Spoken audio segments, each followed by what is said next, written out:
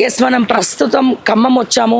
ఇందాకే అక్కడికి వెళ్ళి మనం అక్కడంతా కూడా చూపించడం జరిగింది. న్యూ కలెక్టరేట్ కలెక్టరేట్ దగ్గర వెలుగుమట్ల అనే భూదాన్ భూములు ఎక్కడైతే ఉన్నాయో వాళ్ళందరి ఇల్లు కూడా ధ్వంసం చేయడం జరిగినది. మొత్తం బుల్డోజ్ చేయడం జరిగింది. 1000 కుటుంబాలు తీసుకొచ్చి ఇక్కడ అంబేద్కర్ భవన్లో ఇక్కడ ఉన్నటువంటి వాళ్ళు అంబేద్కర్ భవన్లో తీసుకొచ్చి పెట్టినారు. మనం ఇందాక కళ్ళకు కట్టినట్టు మనం చూపించాం ఆ విజువల్స్. ఏ రకంగా బుల్డోజ్ చేశారు, ఏ రకంగా వాళ్ళ ఇల్లు మొత్తం నేలమట్టం చేసినారు. అందులో ఉన్నటువంటి సామాన్లను మొత్తం తీసుకొచ్చి డంప్ చేసి ఇక్కడ పెట్టడం జరిగింది. అంటే 33 ఎకరాల్లో ఉన్నటువంటి 1000 కుటుంబాలను తీసుకొచ్చి అంబేద్కర్ భవన్లో ఇక్కడే ఉండండి అని చెప్పి మొత్తం సామాన్ల మధ్యలో చెప్పి తీసుకొచ్చి పడేయడం జరిగింది.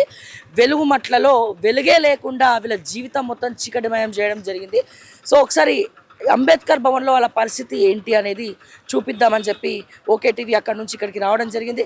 సో ఒకసారి లోపల ఉన్న పరిస్థితి ఏంటి, అసలు వాళ్ళ దగ్గర ఉన్నటువంటి ఇల్లు వాళ్ళకి చెప్పబెట్టకుండా సడన్గా తెల్లవారుజామున 3 గంటలకి దొంగల్లాగా బందిపోట్ల ముఠాలాగా వాళ్ళ మీద పడి మొత్తం కూడా బుల్డోజ్ చేయడం జరిగింది.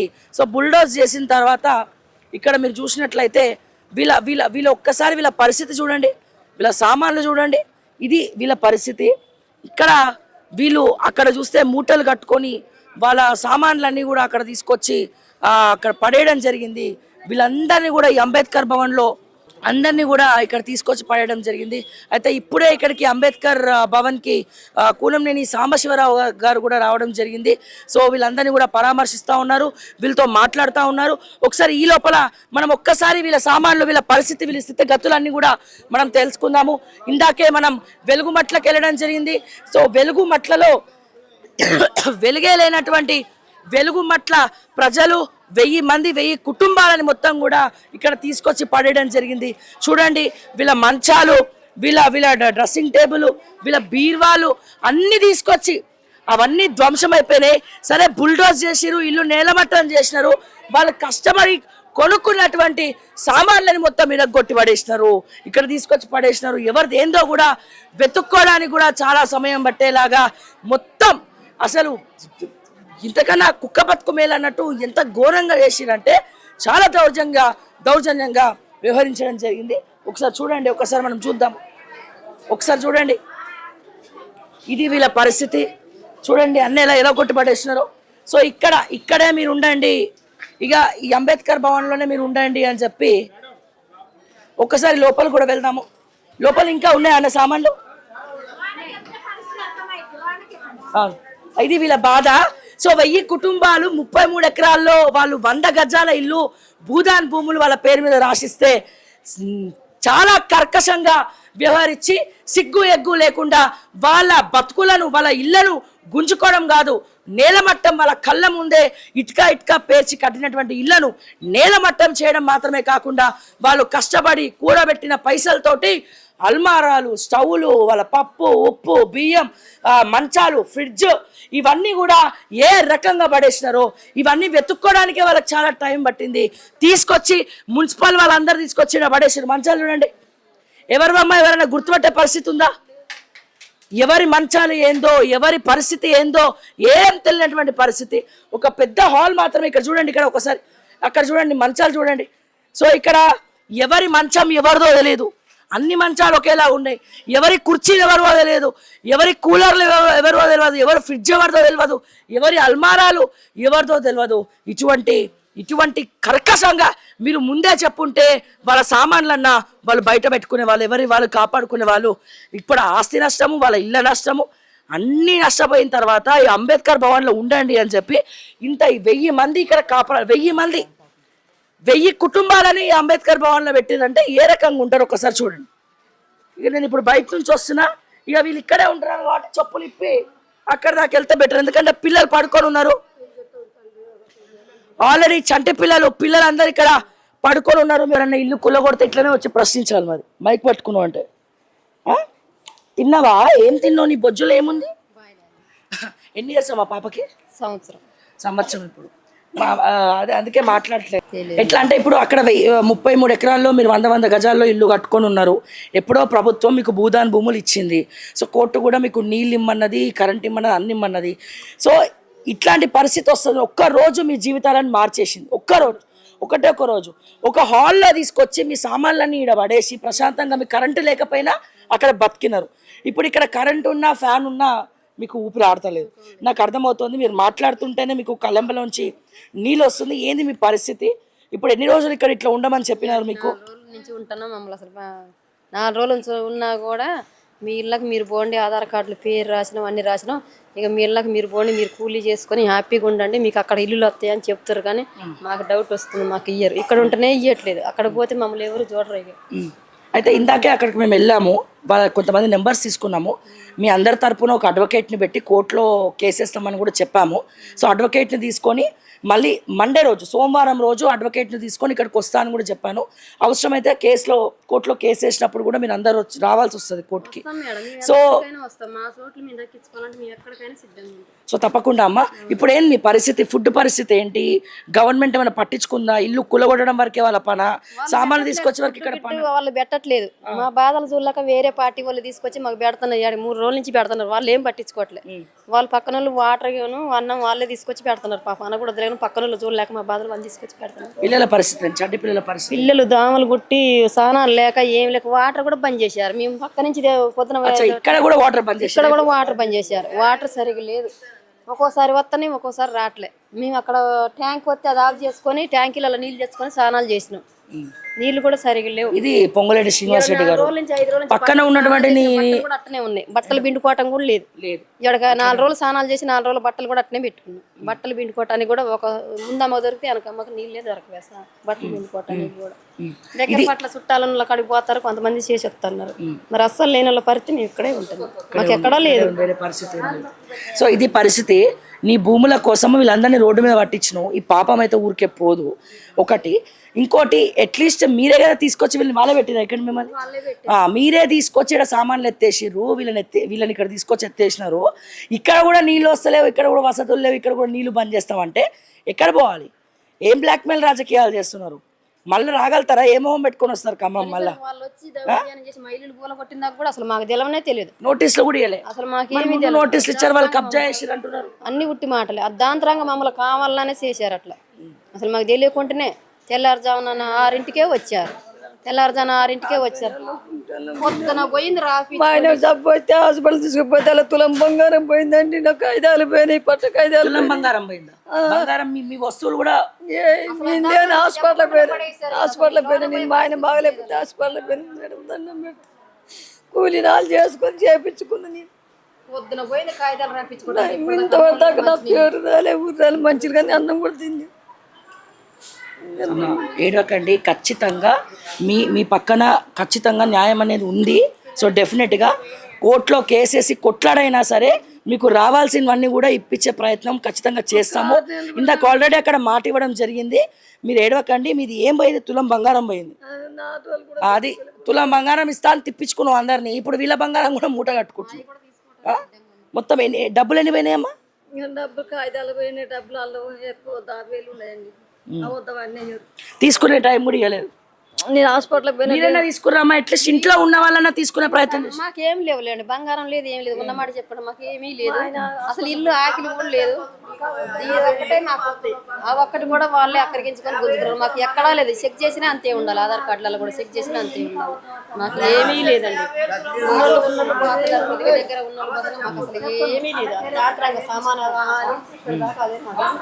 మొత్తం అవన్నీ ఎవరెవరు ఏందో కూడా తెలియదు. ఇది పరిస్థితి. మీరు ఇక్కడ చూసినట్లయితే అన్ని సామాన్ల మధ్యలో మనం ఉన్నాము. ఈ ఫ్యాన్లు కొన్ని తిరుగుతున్నాయి, కొన్ని తిరగట్లే. సరే, వీళ్ళ ఫ్యాన్ల మధ్యలో ఏం బతికే కుటుంబాలు కావు. వీళ్ళవి నిరుపేద కుటుంబాలు, బీద కుటుంబాలు. అక్కడే ఉండండి అని చెప్పి భూదాన భూములు వీళ్ళకి రాసిస్తే పైసా కూడబెట్టి ఇటుక పేర్చి రోజు కూలినాలు చేసుకొని వీళ్ళు ఇల్లు కట్టుకుంటే ఈ రోజున సామాన్లు తీసుకునే టైం కూడా ఇవ్వకుండా ఒక బందిపోట్ల ముఠాలాగా తెల్లవారుజామున నిద్రలో ఉన్న వాళ్ళకి జలకిస్తున్నట్టు బుల్డోజ్ చేసినావు. కొంచెమన్నా నీకు బుద్ధి ఉండాలి పొంగులేటి శ్రీనివాస్ గారు. ఖచ్చితంగా దీని మూల్యం అతి త్వరలో నువ్వు చెల్లించుకోక తప్పదు. అట్లీస్ట్ ఇక్కడ ఉండడానికి ఇక్కడ పడేసి వీళ్ళ ఫుడ్ ఏంది, వీళ్ళ భోజన సదుపాయాలు ఏంది, ఇక్కడ నీళ్లున్నాయా, ఫ్యాన్లు ఉన్నాయా చూసే పని కూడా లేకుండా గాలికి వదిలేసినామంటే నేను చూస్తే ఇప్పుడు బయట వస్తుంటే ఎవరో బీజేపీ వాళ్ళు ఎవరో వీళ్ళకి భోజనం తెచ్చినారు. సో వాళ్ళు కూడా ఎన్నిసార్లు తెస్తారు, 2-3 రోజులు తెస్తారు కదా, ఇక 4వ రోజు ఎక్కడో అక్కడ వండరా ఆయన అంటారు. వచ్చిన కానించి బీజేపీ వాళ్ళు పెట్టారు, తర్వాత ఫస్ట్ మున్సిపాలిటీ వాళ్ళు పెట్టారు, వచ్చిన తర్వాత బీజేపీ వాళ్ళు ఉదయం సాయంత్రం తీసుకొచ్చి ఇస్తున్నారు. మా టిఫిన్లు కూడా పెడుతున్నారు మేడం. 3 రోజుల నుంచి ఇంకా వాళ్ళే చూసుకుంటున్నారు మేడం. అమ్మ చెప్పండి మీ పరిస్థితి ఏంటి? మీ పరిస్థితి ఏంటి? మీ ఊర్లోకి వెళ్దాం అనుకుంటున్నారా? మీ ఊరు ఎక్కడ? పోం అసలే పోం, చచ్చిన ఇళ్ళని బతికిన ఇళ్ళని. ఇక్కడికి 5 ఏళ్ళ 6 ఏళ్ళ కాంచి కూలో నాలో చేసుకొని మంచిగా శుభ్రం చేసుకొని బతుకుతాను. తీరా ఆకిలుకుతాను అయ్యా, ఆకిలుకుతానని ఊరిని కార్లు జీబులు బుద్ధులు వచ్చి మళ్ళీ ఇటున్న మనిషి ఇటు మెసలు కూడా చేశారు. రేకులు కట్టెలు ఇండ్లు మొత్తం సామాన్లు తీసుకుంటామని బతిమలానే నడవని ఇటు నెట్టుతారు అయ్యా. నెడతాగో 2 గుడ్డలు, ఒక బత్త, ఒక సాప, ముసలోడు చూడరాదు. ముసలోడు నేను బతికిన కళ్ళ వాళ్ళ నూకలే, ఆ రేకుల్లో పడి సావాలే. ఒక ఈ మొక్కల నొప్పులతో ఏ ఉరుకుతాం అమ్మ? మొక్కలు బుర్జులు అడిగినాయి. ఈ మొక్కల తొప్పులతో ఒక ఎట్టు పోతాం, ఎట్టు ఉరుకుతాం, ఎట్లతో మాట లేకుండా వచ్చినాయి వచ్చినాయి. ఒక 2 మూటలు, 2 సాప, గుడ్డ, ముసలుడే. ఏం పని చేస్తుండే అమ్మ? ఏమి లేదు, కూలి పత్తిదియో మిరపకాయలు 20 మిరపకాయలు, పత్తి లేదు. ఇక ఉన్ననాడు తింటాను, లేనినాడు పంతాను. ఇట్లా మొక్కుకుంటారు దేవునికి. ఇక వచ్చి ఇక శరల పడ్డాము. ఏం చేస్తాను అమ్మ? ఇక్కడికి 4 రోజుల నుంచి ఇక ఇదే బాగా పాపాల కడుపు చల్లకుండా వాళ్ళకి ముద్ద పెడితే తింటాను, ఇక ఉంటాను. గంటే సంగతులు తల్లికి దండం చెప్తాను. మీరు ఎట్లా చేసినా మీరు ఇక ఇక్కడైనా హైకోర్టు ప్రశ్నించాలా సుమోటోగా తీసుకొని, ఎందుకు బుల్డోజ్ చేసినో ప్రశ్నించాలా? ఆల్రెడీ ఇప్పుడు వీళ్ళందరి దగ్గర సంతకాలు తీసుకుంటున్నాం, డాక్యుమెంట్స్ తీసుకుంటున్నాము, అడ్వకేట్ని పెట్టి కోర్టులో మేము వేస్తున్నాం పిల్. కానీ దయచేసి హైకోర్టు జడ్జిలు మానవత్వంతో ఆలోచించాలా. ఏంది వీళ్ళ పరిస్థితి, వీళ్ళ బతుకులేంది, వీళ్ళ బతుకులు ఇట్లా అవ్వడానికి కారణం ఎవరు అనేది ప్రతి ఒక్క జడ్జు ఈ ప్రభుత్వాన్ని కుండ బద్దలు కొట్టినట్టు ప్రశ్నించండి అని చెప్పి మా ఛానల్ తరపున మేము రిక్వెస్ట్ చేస్తూ ఉన్నాము. మీ అందరినీ కూడా ఒకసారి చూడండి. ఇగో ఈ స్టవ్ ఎవరిదో తెలియదు, ఇగో ఇట్లా పేరు రాసుకున్నారు. ఎవరిది? 24 బొబ్బిలి సంధ్యారాణి, వైఫ్ ఆఫ్ రవీందర్. ఏమైనా వరద వచ్చిందా, లేకపోతే తుఫాన్ వచ్చి కొట్టుకపోయిందా? ఇట్లా ఎవరు రాస్తారు తెలుసా? వరద బాధితుల ప్రాంతము, వరదల్లో బురదల్లో కొట్టుకపోయిన ఆస్తులు కావివి. ఇది భూదాహం కోసము భూమి మీద కన్నేసినటువంటి ఒక దొంగ, ఒక భూమిని దోచుకునే గజ దొంగ చేసినటువంటి వ్యవహారం ఇదంతా. ఇక బొప్పల సుమలత, వైఫ్ ఆఫ్ రాము, ఈ గజ దొంగలు చేసిన పని ఇదంతా కూడా, ఓ గజ దొంగ చేసినటువంటి పని ఇదంతా కూడా. దీన్ని ప్రతిపక్షాలు ప్రశ్నించాల్సినటువంటి అవసరం ఉన్నది. మీరు వ్యాపారాలు మాట్లాడుకోకండి దయచేసి. వీళ్ళ ముఖాలు చూడండి. వరదలు రాలే, తుఫాన్ రాలే, వచ్చి ఏం కొట్టుకపోలే, డ్రైనేజ్ పంపు మునగలే, వాటర్ డంప్ కాలే. మీ ధనదాహం కోసం అమరావతి వరంగల్ హైవే కోసం అక్కడ భూముల రేట్లు పెరిగినాయి. పక్కనే పొంగులేటి శ్రీనివాస్ రెడ్డి భూములు ఉన్నాయి.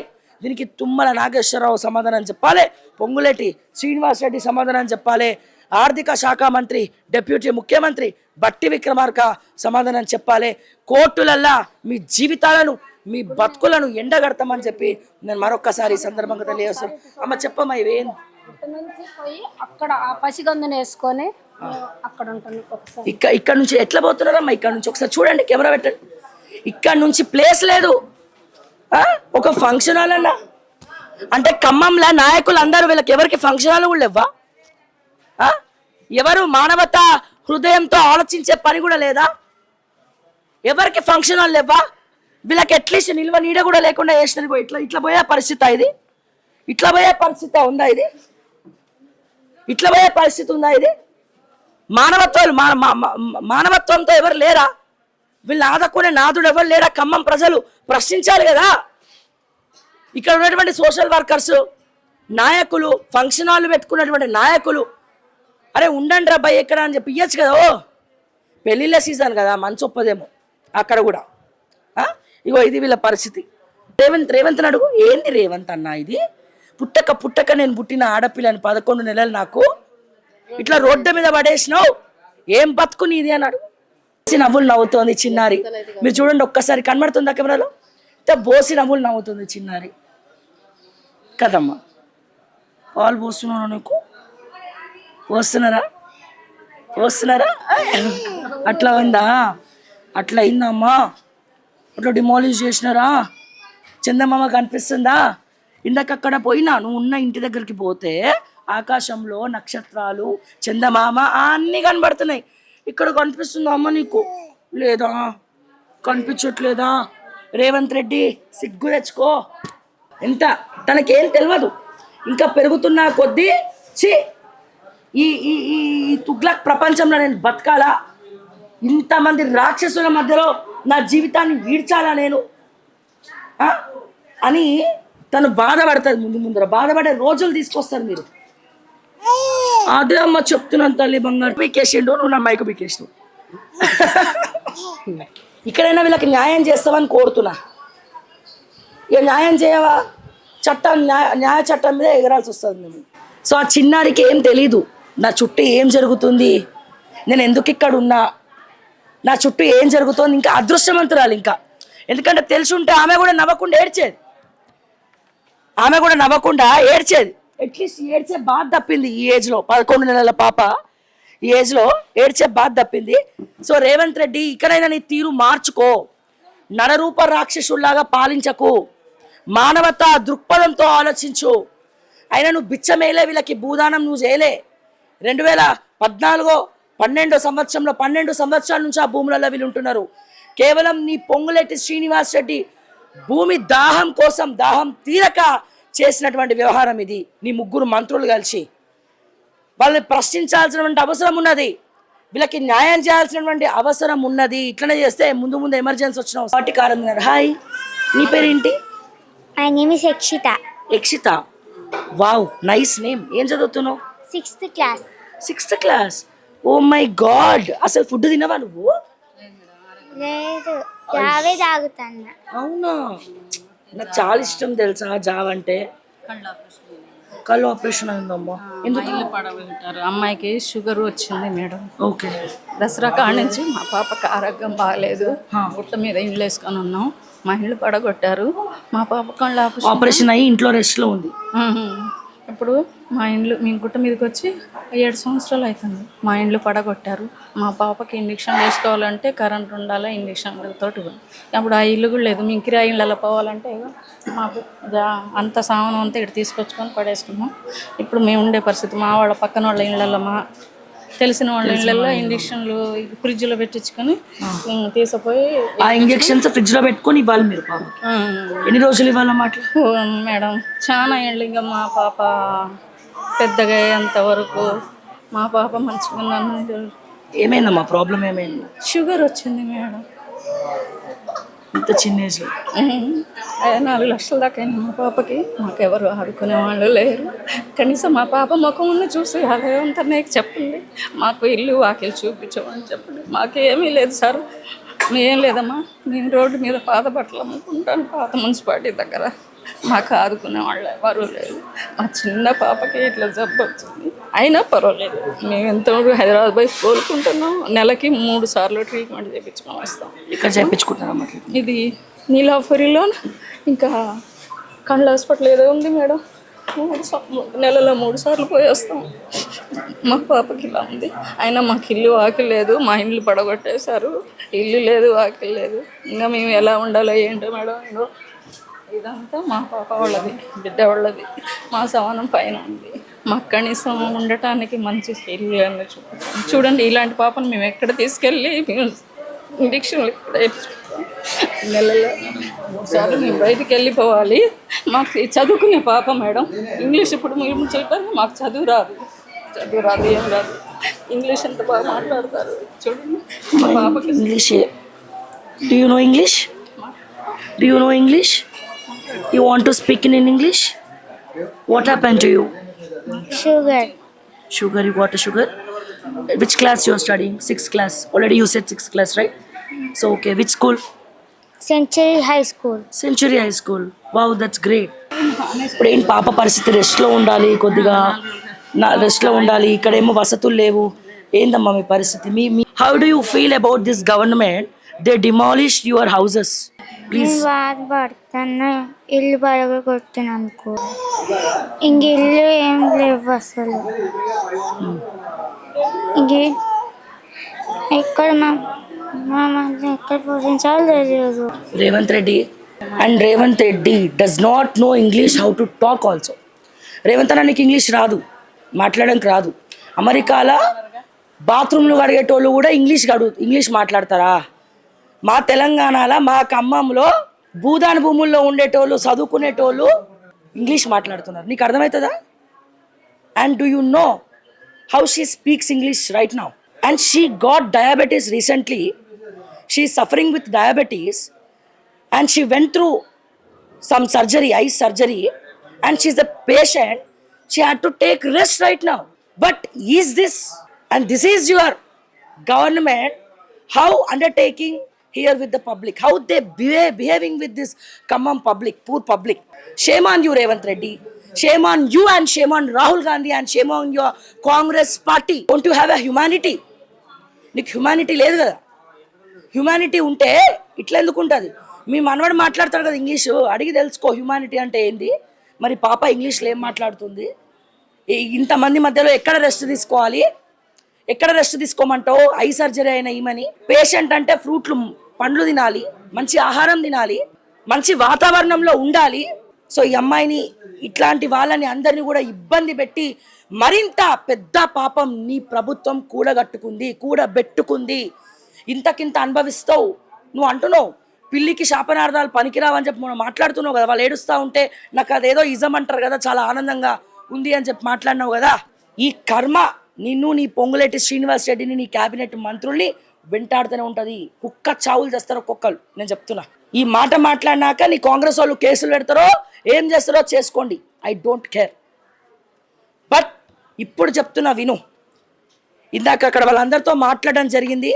వీళ్ళ దగ్గర సంతకాలు తీసుకుంటాం.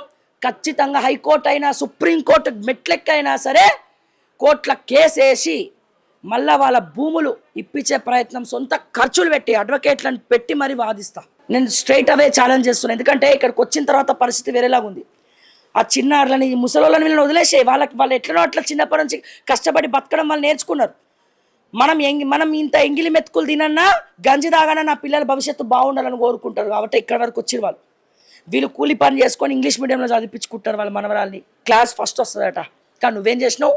నడి బజార్లకి, నడి రోడ్డు మీదకి ఈడిసినావు. ఇది నీ కళ్ళు తెరవండి, ప్రతి ఒక్కరు ప్రశ్నించండి. జనరేషన్ జీ ముందుకు రావాలా, యువత ప్రశ్నించాలా. ఇన్స్టాగ్రామ్లో రీల్స్తో పాటు ఇటువంటి వీడియోల మీద కూడా ప్రతి ఒక్కరు స్పందించి మాట్లాడాలా. ప్రభుత్వ యంత్రాంగం వెన్నులో వణుకు పుట్టాలా, ముచ్చమటలు పట్టించాలా. దయచేసి ఆలోచించండి. సో తప్పకుండా కోర్టుల మెట్లెక్కుతాం. బరాబర్ వీళ్ళ తరపున కోర్టులో పిల్లేస్తాం, మాట్లాడతాం. అండ్ వీళ్ళ భూములు వీళ్ళకి వచ్చే వరకు లేదా ఇమీడియట్గా పొజిషన్లోకి వెళ్ళే వరకు మాత్రం ఊరుకోమని చెప్పి నేను మరొక్కసారి తెలియజేస్తూ, నీకు నిజంగా చీమును ఎత్తురేమన్నా ఉంటే వచ్చి వీళ్ళని ముఖ్యమంత్రిగా ఆదుకో, పరామర్శించు అని చెప్పి నేను మరొక్కసారి ముఖ్యమంత్రి రేవంత్ రెడ్డి గారిని నేను కోరుతా ఉన్నాను.